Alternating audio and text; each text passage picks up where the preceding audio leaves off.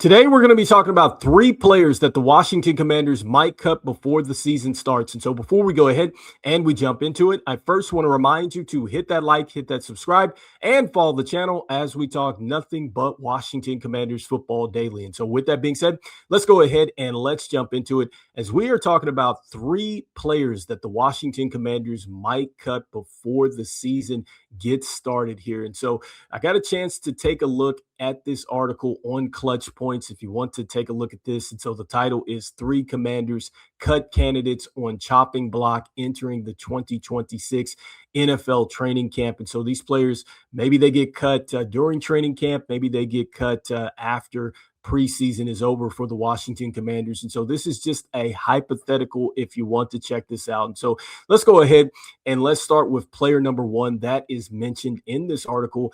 And it's Treylon Burks. And so one of the things that's mentioned with Treylon Burks is the injury history. Then also, too, it does link to an article that is on A to Z Sports.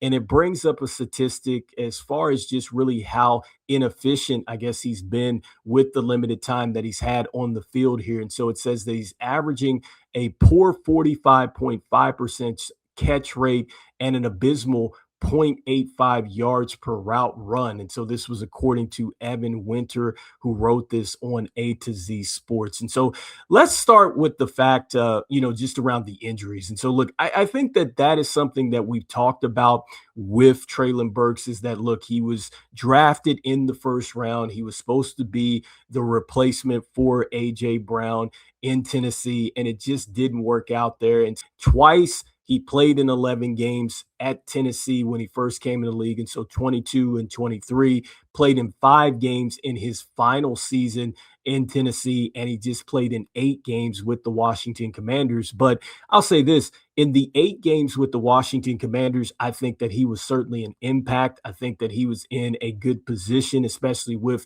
Terry McLaurin being injured and really this team trying to figure out what they had at the wide receiver position. And look, I think that he's in a situation now where even though Terry McLaurin is going to be back, there's going to be a new offense, and I think things have gotten better on the offense just across the board. I still think that Treylon Burks is primed to have a breakout season because we continue to talk about the noise around the Commanders and the possibility of them going out and getting a wide receiver, which I think is very real because they have worked out a wide receiver, which was Justin Ross. We talked about that. We just talked about what Jeremy Fowler of ESPN was talking about with Keenan Allen and then some of the noise around Stephon Diggs. And there's constant noise around Brandon Ayuk. And so certainly this team is thinking about it, but if they don't go that route, you have to think that a guy like Treylon Burks is a player that they are, really hoping that he steps up. And so I think you trust that he can stay on the field, number one, because if he can stay on the field, I think that he certainly can use that size and athleticism to really line up on the outside. You can also line him up inside as well. I think that he's a player that can win, when it comes down to just the red zone and stuff like that. And I think that he has a lot more speed than people really give him credit for. And really, this was a low risk, high reward for the Washington Commanders because you only gave him a 1-year contract at $4 million. And then also too, Dan Quinn talked about how he just loved the work ethic. He's already showing up here in the OTAs. When you go and take a look at what the team has been publishing on a day-to-day basis, he's been making some plays. And I think that he's far from the LCL sprain that he had or just the turf toe and the torn ACL. And I know he broke a finger last season, but still, I think that he might be an X factor for the Washington Commanders. And he's in a great spot because I think, until we see what this team can do at the wide receiver position, it's still going to be that question around the Commanders. What do they have outside of Terry McLaurin? And so hopefully he can step up. Do I think he's going to be cut? I don't think so. At 26 years old, 1-year contract, I think that you go ahead and you ride this out with Treylon Burks. And I do think that he's going to show up in a big way as long as he's on the field. So the next player that's talked about here that is a possible cut candidate is going to be Jerome Ford. And so Jerome Ford, they got him over the offseason, and I believe he also came in on a one-year deal. And so he was a fifth-round selection with the Cleveland Browns. He started 18 games for the Browns over the 23-24 season there. And so he's had some experience as a starter. He's also a player that can come out of the backfield and is very good in space. And so he can catch the football. He can make some things happen in space. You're looking at a player that is very good at the zone reads. And also, too, I think that he is the type of player that is going to be solid, I think, in pass protection. And so there's a lot of solid things that Jerome Ford does. The question is this backfield a bit crowded, and just really, is he somebody that's going to stick around here? Because I do think it is going to be a challenge for Jerome Ford, because when you look at the additions of Rachaad White, I think he's going to be a major factor. I think that Bill is going to take another step forward this season. I think he's eager to jump into the 1,000-yard club, and I think he's going to get there, especially if David Blau is going to put the emphasis on running the football to set up really these play actions and things like that. And so he's going to have his opportunity there. When it comes down to Kaytron Allen, I think that Kaytron Allen is going to get some opportunities, and I think that he's going to be impressive. I really do think that. And so I know that, coming in, not a lot of people expecting things, but I think that when you look at just the comparison of the Detroit Lions offense, the way that they ran, with Montgomery and Gibbs, I think that the Commanders are looking for that thumper. They don't have Chris Rodriguez Jr., and I think it can be Kaytron Allen. And so that leaves you now with, you have Jerome Ford, and then you also have Jeremy McNichols. And here's the deal with this. I think that when you look at Jeremy McNichols, the numbers aren't the same as what you see with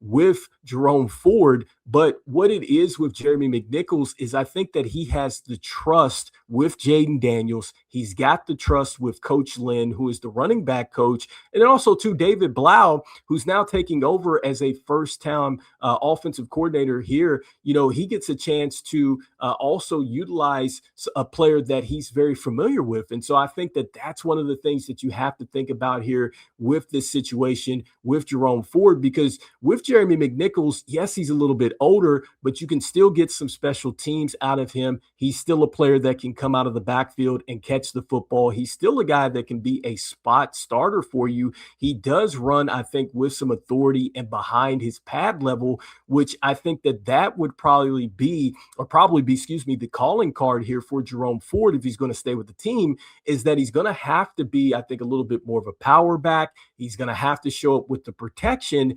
And just really, he's going to have to do some things that the Commanders don't already have. And that's the question here, because it's just a bit redundant with Jerome Ford, because, if you're looking at him as a special teams player and you want him to return kicks and things like that, you have to think about the fact that they have Luke McCaffrey, they have Jalen Lane, they've also got Bill as well. You can also utilize McNichols. And so, I just think that, look, there's so many people that compete there. What is Jerome Ford going to do to stand out? And so I could see him possibly being a player that the Washington Commanders move on from. And so I think he could be likely on the out. It's really going to have to come down to just, does he have a strong camp? Does he have a strong preseason? And then also, too, does Kaytron Allen really not show that he's ready with the pass protections and all that stuff like that? And does also, too, Bill take a step back? That's where I could see that Jerome Ford could really take a step forward with the Washington Commanders. And so lastly, the last player that's talked about here is going to be Van Jefferson. And so Van Jefferson, and really, could he be on the outside looking in? And so when I look at Van Jefferson, I think about the fact that, number one, he is a Super Bowl champion. That was one of his better years, was when he was with the Rams. He brings you the size at 6'1", 200 pounds. He's just 29 years old, and he's on a one-year contract too. And so I think that that's, something to think about with really all these players that we're talking about, is we're just looking at one-year deals where Adam Peters has really taken, just a low risk, high reward type of situation with these players. And so, his best season It was with the Rams, 802 yards, 6 touchdowns. He just really hasn't been that type of player. But this is a guy that, look, I think he can help you as far as blocking. And so that's going to help you in the run game. He's going to bring that experience that we talked about with the Super Bowl and everything else.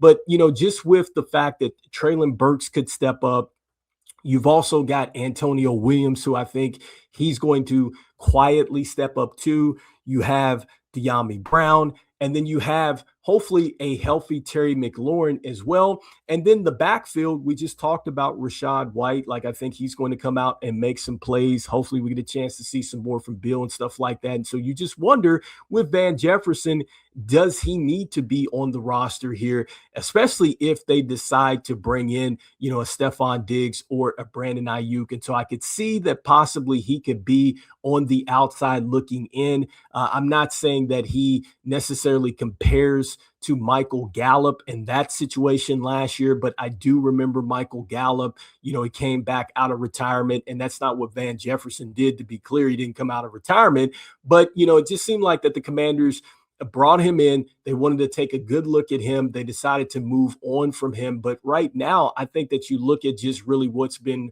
written around this team and what's been going on at the mandatory mini camps and stuff like that before they took this break to head into training camp. He was another player, just like Treylon Burks. He's making plays out there. And so I know, look, it was without the pads and stuff like that, which is why I think that when you look at all these players that we've discussed today, it's going to be a bit early to say, okay, hey, I could see this player being, a player that's going to be on the outside looking in, because you just don't know what's going to happen when the pads go on. These players could possibly elevate some more. There's injuries that are going to happen out there. There's going to be players that really emerge in preseason and things like that. And so we'll see what happens here. I think it is going to be very important that Van Jefferson and then also to Treylon Burks really get on the same page with Jayden Daniels early, gains trust there. I think that ensures that they're going to stay here, because there is the real possibility that Adam Peters is just going to go ahead and run it with this current wide receiver just room that they have. And maybe they're going to try to just replicate what they did in 2024, which is just run it through a committee. I could see them possibly doing that, especially when you've added, a player that I think could be a surprise for you in Antonio Williams. And so I could see that is going to validate just keeping Treylon Burks and also to Van Jefferson on the roster. And then when it comes down to Jerome Ford, look, I think that it is going to be very competitive in the backfield situation.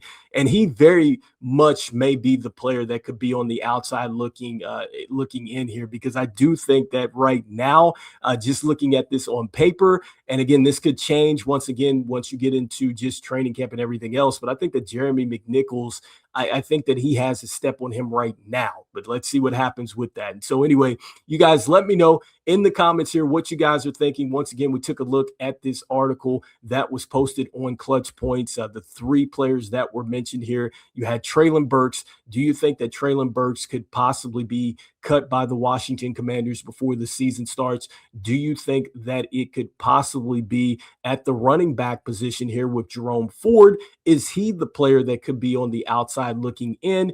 Or do you think that it could be another wide receiver here in Van Jefferson? Could he be the player that's on the outside looking in? You guys let me know in the comments here. Is it any of these 3 players, or is it another player that you think is going to be on the outside looking in heading into this upcoming season? And so, look, as we always say, go Commanders, and I will see you guys on the next one. All right, peace.